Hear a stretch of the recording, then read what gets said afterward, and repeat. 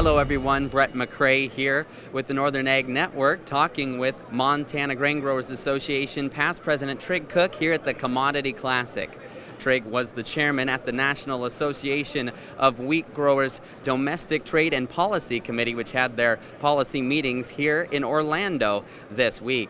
Tryg, tell me about kind of your role as the chairman and what you guys talked about this week on that committee. Sure, thanks for that. Appreciate the opportunity to share with you guys. And yeah, being the chairman of the DTPC committee, it's a great opportunity to be able to control a meeting and help things flow and get things done on a timely fashion. And one cool thing about it is Montana brought a resolution forth to include margin protection for Montana wheat growers and wheat growers across the country. So when NOG has to go fight for us on the Hill, they will have some ways to fight, on our behalf. Tryg, tell me about the involvement of the Montana Grain Growers Association board at this meeting. There was quite a bit of activity and, like you mentioned, quite a bit of policy that came from Montana.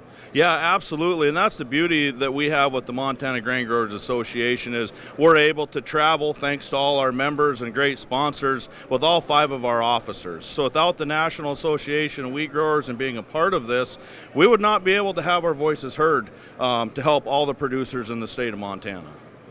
Definitely. From the Northern Ag Network, I'm Brett McRae talking with Tryg Koch, past president of the Montana Grain Growers Association. We asked Montana farmer Walt Sales about the challenges of mental health in agriculture. Another drought. There always is. There's always going to be another something. I grew up in a generation of you pulled yourself up by your bootstraps. But it's become evident is what do you do if you can't even find those bootstraps? If you need to talk to somebody, go to beyondtheweather.com for free counseling for Montana ag producers.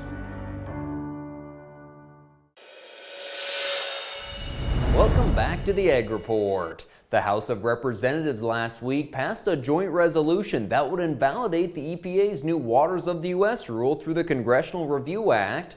NCBA President Todd Wilkinson said the vote is a win for farmers and ranchers, adding shifting WOTUS rules have plagued producers for years, and he said this latest rule only continues the uncertainty. The resolution now goes to the Senate for consideration. Republicans claim to have the votes to pass it, counting on Montana's John Tester and West Virginia's Joe Manchin to cross party lines. However, President Biden has said he'll veto the resolution. Well, cattle futures continued to correct on Friday from feeders' buying spree that pushed them to multiple contract highs. Cash cattle trade steady to a little higher with live sales 165 to 168, dress 265 to 268.5. Another strong feeder sale at Billings Live with lighter steers up $10 to $20. 5 to 5.5 weights 274 to 291, upper 5 weights 242 to 253, 6 weight steers topping out at 261. Finished lambs in Sioux Falls selling higher. They're actually up 25% in value in the past 4 months. And a badly needed recovery for the wheat futures coming off their lowest point in over a year. There's a lot of ground to make up here. At these current price levels, wheat will lose acres to other crops. Right now, May winter wheat's at $7.98, spring wheat at $8.24. That's it for today's Ag Report. Thanks for joining us and have a great week.